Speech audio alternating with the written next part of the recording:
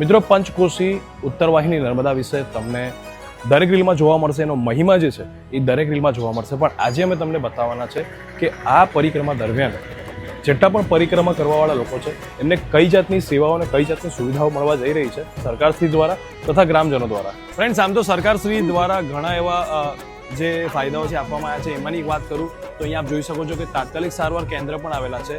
હવે આ 20 કિલોમીટરની યાત્રા દરમિયાન કેટલા તાત્કાલિક સારવાર કેન્દ્રો છે આપણે જાણીશું. મેડમ, શું નામ છે તમારું? ડોક્ટર જાગૃતિ વસાવા. ઓકે, આપણા જે પણ વ્યુઅર્સ છે એમને જણાવશો કે આ જે પરિક્રમા દરમિયાન કેટલા તાત્કાલિક સારવાર કેન્દ્ર છે અને કઈ કઈ પોઈન્ટ પર અવેલેબલ રહેશે?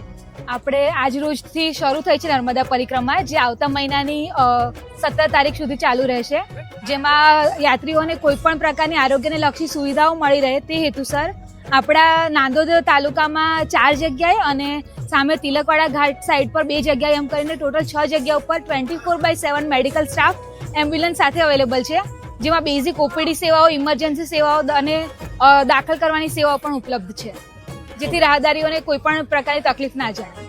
મિત્રો, નર્મદાજીની આ પરિક્રમાની શરૂઆત થાય છે કીડી મકોડી ઘાટથી, જે રામપુરામાં આવેલું છે. અને કહેવાય છે કે જ્યાં સુધી ભક્તિ તમે પરફેક્ટલી ના કરી શકો, ઇન ધ સેન્સ જે સાયકલ છે એ રીતે ના કરી શકો, ત્યાં સુધી એ પૂર્ણ નથી થતી. તો નર્મદાજીની પરિક્રમા પણ કીડી મકોડી ઘાટ જે છે, જે રામપુરામાં આવેલું છે, ત્યાંથી એની શરૂઆત થાય છે. ત્યાં એનો સ્ટાર્ટિંગ પોઈન્ટ છે. ફ્રેન્ડ્સ, આજે આપણે આવેલા છે કીડી મકોડી ઘાટ પર. આપ જોઈ શકો છો આ જે છે એ કીડી મકોડી ઘાટ છે. મિત્રો, જેટલા પણ પરિક્રમા માટે આવે છે, જો વાત કરીએ સેવાભાવની, તો નર્મદા જિલ્લામાં સેવાભાવી વ્યક્તિઓની કમી નથી. આપ જોઈ શકો છો અહીંયા આગળ આપણે છે જય ભોલે ગ્રુપ આયોજિત જે ભંડારો થાય છે અહીંયા માં નર્મદા ઉત્તર વાહિનીની પરિક્રમામાં જેટલા પણ લોકો આવે છે એમની સેવા થાય છે. ત્યાં આગળ તમને જમવાનું, ચા નાસ્તો, તમે સવારે આવો છો, સાંજે આવો છો, 24 કલાક અહીંયા તમને બધી વસ્તુ મળી રહેશે. મિત્રો, નર્મદાજીની આ પરિક્રમા જ્યારે તમે પૂર્ણ કરો છો ત્યારે આપ સામે જે દેખાય છે એ છે નંદીઘાટ, જે રેંગણમાં આવેલું છે. અને અહીંયાથી તમે બોટના માધ્યમથી ફરી જે કીડી મકોડી ઘાટ છે, જે રામપુરામાં આવેલો છે, ત્યાં આગળ તમારી જે યાત્રા શરૂઆત થઈ હતી ત્યાં તમે ફરી પરત આવી શકશો. મિત્રો, સુવિધાની વાત કરું તો આપ જોઈ શકો છો કે આપણી પાછળ લેડીઝ અને જેન્ટ્સ બંને માટે સ્નાનાગાર બનાવવામાં આવેલા છે. અને સૌથી મોટી વસ્તુ એવી છે કે નર્મદાથી છે તો નર્મદાના જળમાં મગરમચ્છો તો 100% હશે, તો એનાથી બચવા માટે તમને આ જ જગ્યાએ તમને નર્મદાજીનું પાણીથી તમે સ્નાન કરી શકશો. ફ્રેન્ડ્સ, આપણે હાલ કીડી મકોડી ઘાટ પર આવેલા છે, જે રામપુરામાં આવેલું છે. આપ જોઈ શકો છો કે તમામ પ્રકારની સુવિધા અહીંયા સરકારશ્રી દ્વારા આપવામાં આવેલી છે. કઈ કઈ સુવિધાઓ છે આપણે જોઈશું. આવો, અહીંયા તમે જોઈ શકો છો કે કંટ્રોલ રૂમ આપવામાં આવેલો છે પોલીસ પ્રશાસન દ્વારા, કે કોઈ પણ જાતની હોનારત થાય છે તો અહીંયાથી પહેલા તમને એની જાણકારી મળે, કે કોઈ તમારા વ્યક્તિજન ખોવાય છે, કઈ બી નાની મોટી વસ્તુ હોય તો તમે અહીંયા જાણ કરી શકો છો. ત્યાર પછી અહીંયા નાસ્તા માટેની એક સુવિધા ઊભી કરાઈ છે, જે ગામના જ લોકો છે, જે ઘણી સરસ વાત છે કે ગામના લોકો આ સેવા આપી રહ્યા છે. હાલ તમામ સ્ટોલ છે એ કીડી મકોડી ઘાટ પર આવેલા છે. સાથે અહીંયા હેન્ડક્રાફ્ટની તમામ વસ્તુઓ મળી રહેશે. આપ જોઈ શકો છો કે જે પણ બહેનો છે નર્મદા જિલ્લાના વતની છે અને એમના દ્વારા બનાવેલી જેટલી પણ વસ્તુઓ છે અહીંયા સ્ટોલોમાં તમને મળી રહેશે. નર્મદા ફોરેસ્ટ દ્વારા પણ એક સરસ મજાનું આયોજન કરવામાં આવ્યું છે. અહીંયા સ્પેશિયલી રોપાનું કેન્દ્ર ખોલવામાં આવ્યું છે. અગર જો તમે પરિક્રમા પૂર્ણ કરો છો તો શ્રદ્ધા સાથે એક રોપો લઈ જઈ શકો છો અને તમારા ઘર આંગણે વાવી શકો છો. અને સાથે વાત કરીએ જો સ્વચ્છતાની, તો મિત્રો તમામ જેટલા પણ લોકો પરિક્રમામાં આવે છે એમને દિલથી આગ્રહ છે કે નર્મદાજીમાં કોઈ પણ જાતનું પ્લાસ્ટિક કે કચરો કરવો નહીં.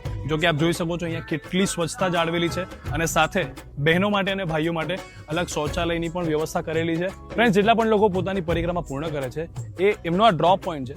આપ જોઈ શકો છો કે સામે રેંગણ ઘાટ છે, ત્યાંથી અગર નંદીઘાટથી અગર તમે બોટ લો છો તો આ જગ્યા પર કીડી મકોડી ઘાટ પર તમને ડ્રોપ કરવામાં આવશે. મિત્રો, જેટલા પણ લોકો પરિક્રમા આવો છો તમામને વિનંતી છે કે અહીંયાના પ્રશાસન અને પોલીસ દ્વારા જેટલા પણ કાયદા કાનૂન લાગવામાં આવે છે એનું દિલથી પાલન કરો, બીકોઝ કે તમારી જે સેફટી માટે એ કાયદાઓ ઘડવામાં આવેલા છે.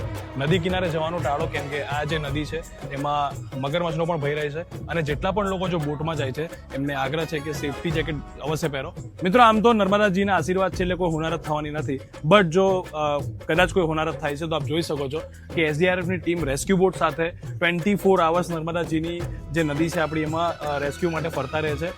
બટ એક જ રિક્વેસ્ટ છે બધાને કે બોટ અગર જો તમને કોઈ પણ કાયદા સમજાવે છે કે ભાઈ તમારે સેફટી જેકેટ પહેરવા પડશે તો પ્લીઝ એનું પાલન કરવું અને બને એટલું પાણીથી દૂર રહેવું.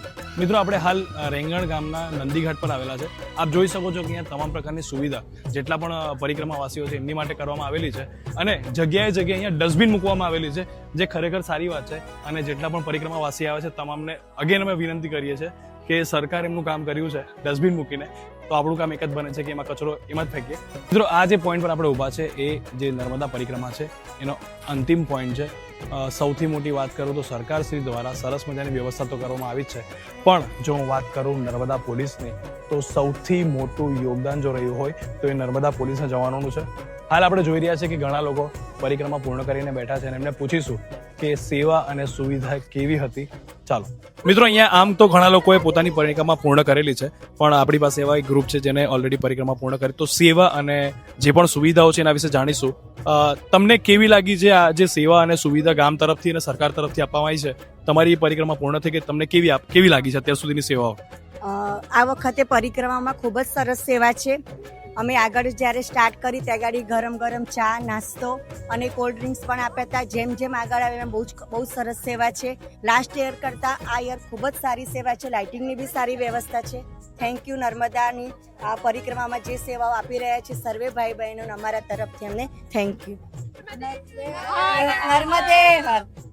મિત્રો, હાલ અશ્વિન પ્રજાપતિ જે આપણી જોડે છે એમને ઓલમોસ્ટ પરિક્રમા પૂર્ણ કરેલી છે. એમને પૂછીશું નર્મદાજીની પરિક્રમા અંતર્ગત એમનો અનુભવ કેવો રહ્યો, શું કહેવું છે તમારું? અમે બહુ સારો અનુભવ રહ્યો. અહીંના ગામવાળા લોકોનો બી સપોર્ટ સારો છે, સરકારનો બી સપોર્ટ સારો છે. એકદમ મસ્ત રસ્તા બનાવેલા છે સરકારે. આજની જનરેશનમાં ખરેખર નર્મદા પરિક્રમા કરવી જોઈએ. એક નર્મદા પરિક્રમા કરતાં પૂરી પરિક્રમા કરવામાં 1 વર્ષ લાગે છે, અને આ જો તમારી 4-5 કલાકમાં જો પરિક્રમા થઈ જતી હોય અને પુણ્ય એટલું મળતું હોય તો આજની જનરેશનને ખરેખર એક લાવો લેવા લાયક છે. અને ખરેખર આજની જનરેશનમાં હું એવું કહું છું કે આવી અને કરવી પડે. મિત્રો, પરિક્રમા દરમિયાન ગામવાળાની સેવા અને સરકારશ્રીની સુવિધા બંનેનો જે સંગમ છે એમાંથી એક વસ્તુ જરૂર જાણવા મળે છે કે નાનાથી લઈને મોટા જેટલા પણ ગરડા છે એ તમામ લોકો આ પરિક્રમા કરી શકે છે. નર્મદાજીની મોટી પરિક્રમા જે ઓલમોસ્ટ 3500 કિલોમીટરની છે એ તમે માત્ર 20 કિલોમીટરમાં પૂર્ણ કરી શકો અને એનાથી વધારે પુણ્ય પણ કમાઈ શકો છો.